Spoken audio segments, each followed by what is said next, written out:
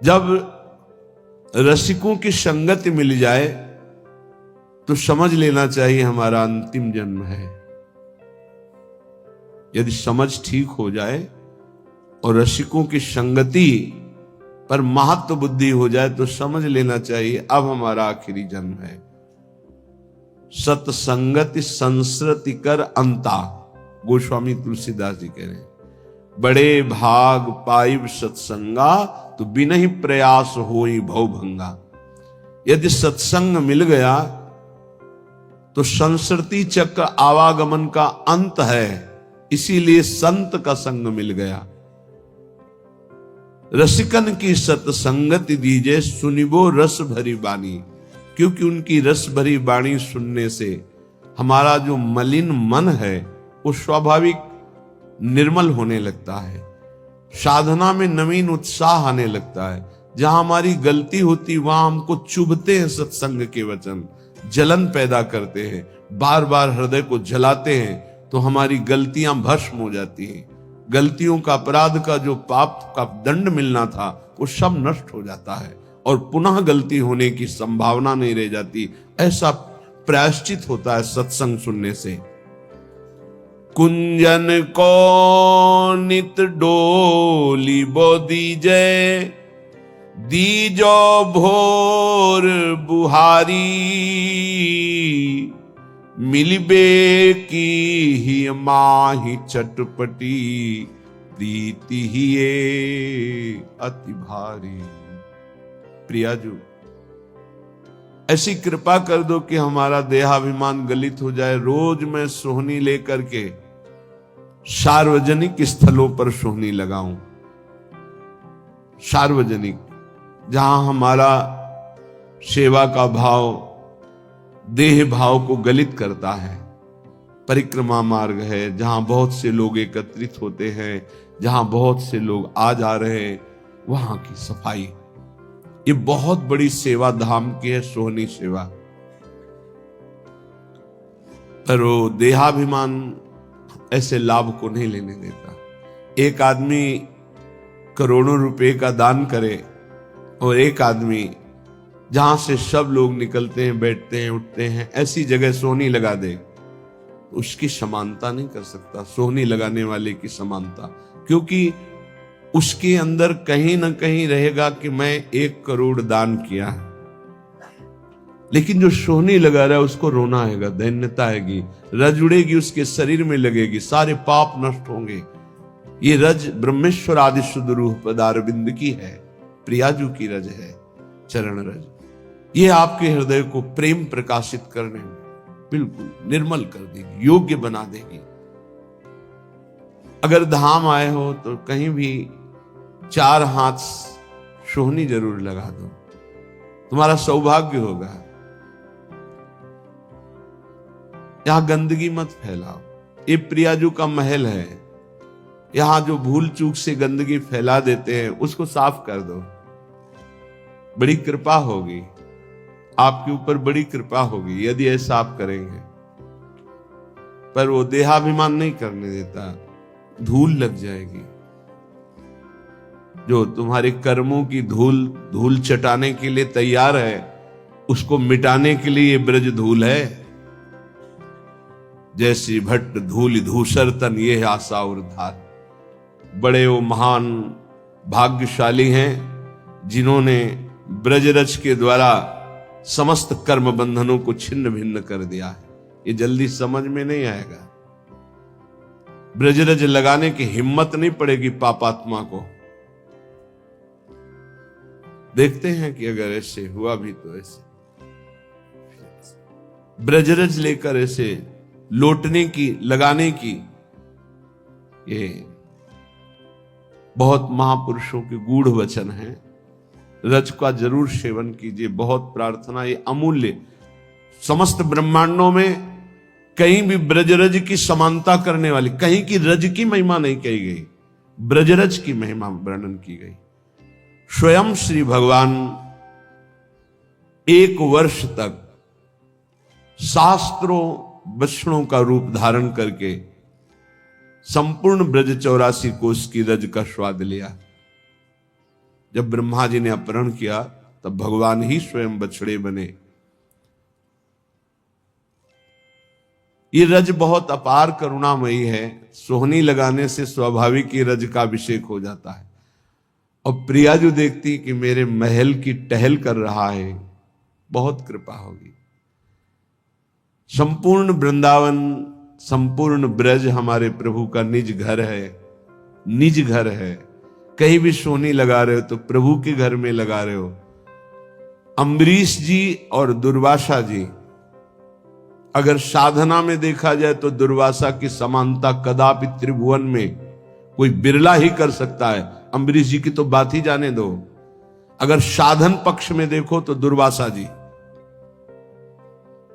और समर्पण पक्ष में देखो तो अम्बरीश जी। अपने हाथ से सोहनी लगाते हैं, अपने हाथ से पोछा लगाते हैं, चक्रवर्ती सम्राट होते हुए भी। तो सुदर्शन चक्र उनकी रक्षा में है और उनको पता भी नहीं है। दुर्वासा जी दूर्वा रस पान करते हैं, केवल वलकल की लंगोटी लगाते हैं, 60-60 हजार वर्ष की समाधि धारण करते हैं। कोई साधारण महात्मा नहीं, लेकिन कहीं ना कहीं साधन पक्ष का बल है। और अम्बरीश जी के हृदय में सावई मनः कृष्ण पदारविंदयो, केवल श्री कृष्ण चरणारविंद में मन अर्पित करके निरंतर चिंतन, दैन्य भाव, ये आत्मसमर्पण बहुत जोर का होता है। इस सोहनी लगाना, प्रभु के लिए पोछा लगाना, ये बहुत बड़ी बात है। देहाभिमान इसी से गलित होता है। कुंजन को नित डोलिबो दीजो, दीजो भोर बुहारी। रोज हम सोहनी लगावें, कहीं ना कहीं लगावें। एक नियम बना ले थोड़ा सोहनी लगाने का। अपने लोगों को का नियम था, पूरा हित धाम को करते हुए परिक्रमा मार्ग मदन टेर के सामने तक ऐसे पूरा साफ कर, पद गुनगुनाते हुए जो सोहनी लगाने में सुख मिलता है ना, अलग अलग स्वाद होता है भजन का। जैसे एक ही खोए को बहुत प्रकार से हम स्वाद लेते हैं, कुछ पेड़ा बना के, कुछ लड्डू बना के, कुछ उसी खोए के विविध प्रकार की मिठाइयां बनती। ऐसे ही भजन का विविध स्वाद है। माला लेकर एकाग्रता पूर्वक जप करना, सत्संग सुनना, सोहनी पोछा लगाना, भगवत सेवा करना, साधु सेवा, ये विविध प्रकार से उसी भगवदानंद का रसास्वादन है। श्री भोरी सखी जी कहती हैं, प्रिया जो ऐसी कृपा करो कि ब्रज में वास मिले, वृंदावन वास मिले, और आपके कुंजों में रोज सोहनी लगाने का सौभाग्य मिले। ये संपूर्ण वृंदावन ब्रज ये कुंज निकुंज है। कोटि प्राण नित बारी बोदी जय, देखत चरण छटारी। वैसे तो मुख्य 5 प्राण हैं और 5 प्राण सहायक है, तो 10 प्राण कहे गए हैं। लेकिन अगर करोड़ों प्राण होते और न्योछावर करते, उस न्योछावर के बदले में श्री जी के गोरे चरणारविंद को एक बार देखने का सौभाग्य मिलता तो सस्ता सौदा है। प्राण दिए यह प्रेम न पइए, क्योंकि श्री जी के चरणों से प्रेम प्रवाहित होता रहता है। सत्प्रेम सिंधु मकरंद रसौग धारा, प्रेम धारा गोरे चरणारविंद से ही प्रवाहित हो रही है, प्रियाजू के चरणों से। लालजू का प्रेम ही प्रियाजू है। इसलिए एक रसिक महान पुरुष ने कहा कि श्री कृष्ण का प्रेम बिना प्रियाजू की कृपा के मिल ही नहीं सकता। उन्होंने विनोद में कहा, श्री कृष्ण के पास तो प्रेम है ही नहीं, वो तो प्रियाजू है। तो एक उपासक ने प्रश्न किया आके हित धाम में कि उन्होंने ऐसे कैसे कह दिया। हमें बड़ी जलन हुई कि श्री कृष्ण के पास प्रेम ही नहीं है। हमको शब्द बोलिए, आप वही शब्द बोलिए जो वो बोले हो, क्योंकि आप मिलावट कर दोगे तो अर्थ नहीं निकल पाएगा। वो जीव के तो शब्द वो बोले, हमको देखो उनके शब्दों में झांक के देखो क्या कह रहे। श्री कृष्ण के पास तो प्रेम नहीं, क्योंकि श्री कृष्ण का प्रेम तो मूर्तिमान प्रियाजू के रूप में विराजमान है। तो बिना प्रियाजू के चरणों की आराधना के प्रेम कैसे प्राप्त हो जाएगा? क्योंकि प्रेम रूप तो सांद्रानंद घन प्रेम मूर्ति किशोरी, ललित रंगीली गाइए ताते प्रेम रंग रस पाइए। प्रियाजू कोई और थोड़ी है, लालजू के हृदय का प्रेम जब रूप धारण किया तो लाडली जू के रूप में हुआ। कोटि प्राण नित बारी बो दीजे, देखत चरण छटारी। जैसे जो केवल श्री कृष्ण उपासना में अभी प्रवेश नहीं पाए हैं पर भक्ति करते हैं, वो जब सुनते हैं कि लालजू मोर मुकुट पधराते हैं श्री जी के चरणों में, हमने देखा वो चूंकि अभी प्रारंभ है उनकी भक्ति का, तो भगवान ऐसा कैसे कर सकते, भगवान कैसे ऐसा कर सकते। ठीक है, लेकिन प्रियाजू तो लालजू तो भगवान है ना, भगवान ऐसे। यही है तुम्हारी प्रारंभिक दशा जिससे तुम नहीं जान पा रहे। अरे वो सेन नाई के लिए राजा के चरण चापने पहुंच गए, वो अपने भक्त के लिए सारथी बने बैठे हैं, वो अपने भक्त की मल भरी लंगोटी धो रहे हैं, वो प्रियाजू के चरणों में महावर लगावे तो कोई आश्चर्य की बात है। अरे प्रेम समुद्र प्रभु अपने प्रेम का दुलार कर रहे हैं, तुम्हें आश्चर्य लग रहा है। किंचन मात्र किसी भक्त में प्रेम आ जाता है तो मेरे प्रभु हाथ जोड़े उसकी सेवकाई के लिए खड़े रहते। भक्ताधीन मन पूज्यो भक्ता नाम भयंकर। कैसे समझोगे? थोड़ी सी प्रीति आ जाए तो जहां मेरा भक्त चरण रखो वहां रखूं मैं हाथ, पीछे पीछे मैं फिरूं, कभी न छाणू साथ, फिर वो प्रियाजू के चरणों में माथा रख दे, कौन आश्चर्य की बात है। नंददास प्रभु छवि विलोकत प्रीति के प्रतिपाल, चापत चरण मोहन लाल। कोटि प्राण नित बारी बो दीजे, देखत चरण छटारी। इतनी आस पुजावहु प्यारी, भोरी बलि बलिहारी। दीजे मोहि ऐसो बास ब्रज माही, जुगल नाम को भजन निरंतर, और कदम बन छाही। दीजो मोहि ऐसो बास ब्रज माही। हे प्यारी जू, ऐसी मेरी आशा है और आप अत्यंत कृपालुता दयालुता की समुद्र हो, मेरी आस पूरी करो। मैं आपके गोरे चरणार बिंदु को देख पाऊं, आपकी परिचर्या में रहूं, युगल नाम जप करूं और वृंदावन की वीथियों में आपका सुमिरन करते हुए, नेत्रों से आंसू बहाते हुए, रज अभिषिक्त होकर अपना जीवन व्यतीत करूं। श्रीपाद प्रबोधानंद जी महाराज कह रहे हैं, भाई बहुत भोग लिया है, बहुत जन्म भोग लिए हैं, एक बार मेरी प्रार्थना मान लो तो आज तक तुम्हें जो शांति और विश्राम नहीं मिला वो मिल जाएगा। भ्रातर भोगा सुभुक्ता का इहि न भवता नापि संसार मध्य। ए भाई, तुम्हें पता नहीं कि तुमने क्या क्या भोगा है, बहुत कुछ भोग लिया है, सब भोग लिए हैं। कागभूषुंडी जी को भगवत प्रसाद से शास्त्रों जन्म की स्मृति है। शास्त्रों जन्म क्या, शास्त्रों युगों की स्मृति है। कई बार उनके सामने कलयुग आ चुका, कितनी बार चतुर्युगी व्यतीत हो गई। वो कह रहे हैं गरुण जी महाराज से कि सत्य कहता हूं हे पक्षीराज हरिवाहन, आपके सामने सत्य कहता हूं, कोई ऐसा कर्म नहीं जो मैंने किया ना हो, कोई ऐसा भोग नहीं जो मैंने भोगा ना हो, लेकिन आज मुझे जो भगवान की स्मृति में सुख मिल रहा है वो किसी में सुख नहीं मिला। सब कुछ करके देख, वो अनेक जन्मों की स्मृति से सब देख रहे हैं, सकल कर्म करि थके गोसाई, सुखी न भयो आज की। आज जो मैं भगवान श्री राम की पावन चर्चा करता हूं, उनका नाम जप करता हूं, उनके ध्यान में मगन रहता हूं, इससे बड़ा सुख मुझे किसी भी साधन में, किसी भी भोग में, किसी भी कर्म में नहीं मिला। श्रीपाद कह रहे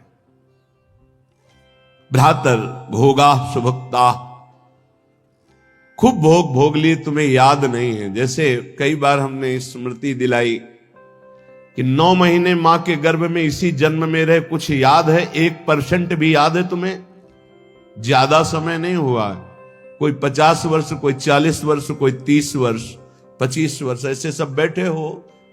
आप विचार करके देखो कि ज्यादा लंबा समय नहीं गया, इसी जन्म की बात है। कि आपको याद है कि मां के गर्भ में तुमने क्या दुख भोगा? 100 में 1% याद है? नहीं याद है, फिर पीछे जन्म की क्या जानोगे? ना भवता ना पे संसार मध्य, इस जगत में ना तुम कभी सुखी हुए हो ना सुखी हो पाओगे यदि भजन नहीं करोगे। देखो,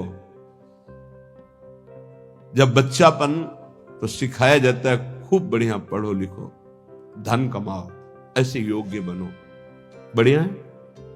कभी अध्यात्म नहीं सिखाया, कभी नाम जप नहीं सिखाया, कभी ये बैठ के नहीं सिखाया कि बड़ों का आदर कैसे किया जाता है, कभी ये नहीं सिखाया कि मनुष्य जीवन का लक्ष्य क्या है। अब वो पढ़ाई लिखाई में गए, व्यसन सीख गए, व्यभिचार सीख गए, अच्छी नौकरियां पाई, पैसे हैं, और फिर घर में आकर के उन बूढ़े माता पिता को जो चलने लायक नहीं है, दरवाजा बंद करके वैसी दुर्दशा करते, मारते हैं, पूछो मत। जब ये दृश्य देखने को मिलते हैं ना, तब लगता है भगवान कृपा करो इन माता पिता को जो अपने बच्चों को शिक्षा नहीं दे रहे हैं कि धर्म किसे कहते हैं। तुम समझते हो ये धन कमाने लायक बन जाएंगे तो तुम्हें सुखी करेंगे। ऐसे जैसे जानवर को मारते हैं ना क्रूर कर्मा लोग, ऐसे बूढ़ी माता को मारते हैं, पिता को मारते हैं, पूछो मत। तब लगता है ये जानवर पैदा हुए, ये मनुष्य रूप में पशु पैदा हुए। पशु क्या राक्षस है? माने मातु पिता नहीं देवा, साधुन ते करवावे सेवा, जिनके ये आचरण भवानी, भगवान शंकर कहते निश्चर सम जानो प्राणी। निश्चर कहते राक्षस को, वो राक्षस है। तुम अपने संतानों को राक्षस मत बनाओ। ये जो केवल तुम मात पिता बाल कहीं बुलावे, उदर भरे सोई जतन सिखावे, तुम राक्षस बनाने की चेष्टा कर रहे हो। बहुत सज्जन बेटा एक आया था अभी 2-4 दिन के अंतर्गत, एकांतिक, उसने कहा मेरी मां कहती कि तुम्हारा मोबाइल तोड़ देंगे यदि तुमने सत्संग सुना। मेरा बाप कहता है कि तुमको हमारी कसम है यदि वृंदावन गए। यही बच्चे जब सतमार्ग से विमुख हो जाएंगे और शराब पीकर घर आएंगे, तब तुम्हारी पूजा करेंगे, तब तुम्हें अपनी कसम ध्यान आएगी कि अगर ये वृंदावन जाता, साधु समागम करता, तो आज लातों से न मारता। आज ये मेरी दुर्दशा न कर। चीख रहा है, क्या है? भ्रातर भोगा सुभुक्ता, भुगतोगे। ये जो कर रहे हो कर्म भुगतोगे। तुम्हारे बेटा बेटी देख रहे हैं कि बुढ़े के साथ कैसा तुम कर रहे हो, वही इंतजाम तुम्हारे लिए रहेगा, वही इंतजाम, उसे बढ़ के ब्याज सहित। चिंता मत करो। इसलिए हम सबसे प्रार्थना करते हैं, ये कर्म भूमि है, जो बीज बोओगे वही फल काटोगे। आज देखने में लग रहा है कि माता पिता के साथ बड़ा अन्याय हो रहा है, लेकिन सत्य पूछो तो ये उनके कर्म का फल उनको देखने को मिल रहा है। न कभी राम बोले, न कृष्ण बोले, न हरि बोले, पूरा जीवन केवल इसी में लगाया, तो देख परिणाम। जिनके लिए जीवन लगाया वही तेरा जीवन लेने के लिए तत्पर हो रहा है, वो वही तेरा नाश कर रहा है। जिसको तूने सजाया वही तुझे दंड दे रहा है। क्यों? भगवान का विरोधी भाव रखने वाला कभी सुखी नहीं हो सकता। हनुमान जी महाराज रावण को कहते, हाथ जोड़कर विनती करता हूं, राम जी की विमुखता का त्याग कर दे, नहीं शंकर साहस विष्णु अज तो ही सकहि न राख राम कर द्रोही। मैं सभा में कह रहा हूं, ये हजारों ये भगवत स्वरूप महापुरुष भी तेरी रक्षा नहीं कर पाएंगे। तेरा विनाश हो जाएगा यदि तू भगवान से विमुख रहेगा। हे भ्रातर भोगा सुभुक्ता की न इव भवता नापि संसार मध्य, संसार के बीच में तूने क्या क्या नहीं किया, बहुत से पाप किए, बहुत से भोग भोगे, अब बुद्धि ठिकाने लगा लो, सावधान हो जाओ। अभी सब मिटा सकते हो, सब गलतियां मिटा सकते हो, अभी बहुत अच्छे बन सकते हो, अभी भगवत प्राप्ति कर सकते हो। पूरा जीवन गलती करता रहा जामिल, अंतिम में नारायण निकल गया तो भगवत प्राप्त हो गया। अपना पता नहीं कब अंतिम, अब सुधार लो। अगर हमारी आवाज आपके कान में पहुंच रही है, चाहे ऐसे समक्ष बैठे हुए या यूट्यूब में, आपके माता पिता कैसे भी हो, हमारी प्रार्थना है यदि वो वयोवृद्ध हैं, चलने फिरने में असमर्थ हैं, तो पहले समझ लो उनकी बुद्धि भ्रष्ट हो गई है। तुम्हें मानना पड़ेगा। ये भ्रष्ट का मतलब होता है स्थिति से गिर जाना। अब वो ठीक नहीं बोलेंगे, वो आपको गाली देंगे। आप घी चुपड़ी रोटी सब्जी दाल सब देंगे, फिर भी वो आपको गाली देंगे। आपके रिश्ते नातेदारों से आपकी निंदा करेंगे, पर आप उनकी इस बिगड़ी हुई बुद्धि का रोष पूर्वक अनुगमन करते हुए उनको पीटना, उनको मारना, ये आचरण मत करें, क्योंकि उनकी कर्मानुसार बुद्धि बिगड़ चुकी है। अब अपने कर्म आप मत बिगाड़िए, वो आपके भगवान हैं, सच्ची मानिए उनमें भगवान बैठे हुए हैं। ऐसे असमर्थ माता पिता को भगवान की तरह दुलार करोगे तो तुम सदैव श्री संपन्न रहोगे, लक्ष्मी तुम्हारे घर से नहीं जाएगी।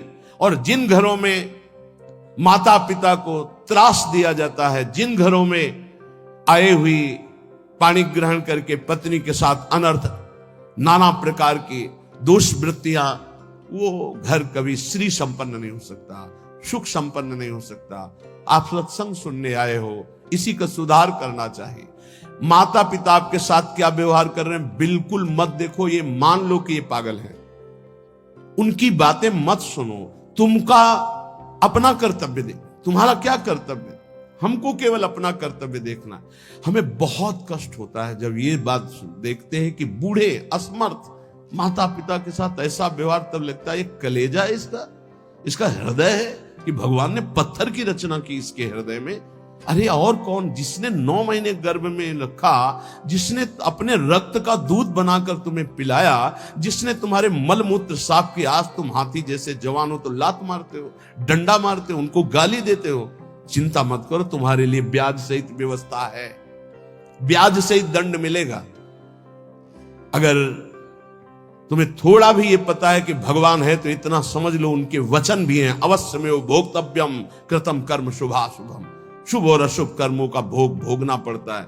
फिर माता पिता ये तो साक्षात भगवान है, इनके प्रति एहसान, ये कुछ भी बोले। हमने देखा है वयोवृद्ध आदमी की बुद्धि पतित हो जाती। पतित अगर जीवन भर भजन नहीं किया ना, तो पतित का मतलब होता है स्थिति से गिर जाना, भ्रष्ट होने का मतलब होता है गिर जाना। अब उसको जो बोलना चाहिए वो नहीं बोल पाएगा। उस समय हमको क्रोध नहीं करना कि हम तो इतना खवाते पिलाते हैं, ये हमारी निंदा करते हैं। ये हम बहुत गूढ़ बात आपको कह रहे हैं। जिसने अपने माता पिता की सेवा कर ली, उसने भगवान को प्रसन्न कर लिया। उनके नाराज रहने पर, उनके गाली देने पर, उनके तिरस्कार करने पर भी। पर हमारी प्रार्थना है, हम जो शब्द कह रहे हैं उसे ध्यान से सुनिए। जो माता पिता असमर्थ हो चुके हैं, चलने फिरने लायक नहीं है, उनके वर्ताव और उनकी कटु वचनों पर ध्यान न दिया जाए, उन्हें भगवान की तरह पूजन करके उनकी सेवा की जाए। जितने दिन जिए खूब मेहनत करके कमाओ, उनको खाओ पियो, कपड़ा लत्ता, सुखपूर्वक जीवन, तो तुम्हारा लोक और परलोक दोनों बन जाएगा। ये शब्द हम शर्त इसलिए रखते हैं कि जो माता पिता अपने कर्तव्य का पालन करना नहीं जानते हैं और अभी चल फिर रहे हैं, मनमानी आचरण करते हैं, गंदे विचारों का पोषण करते हैं, पोषण करने वालों का शोषण करते हैं, ऐसे माता पिता के लिए नहीं कह रहे।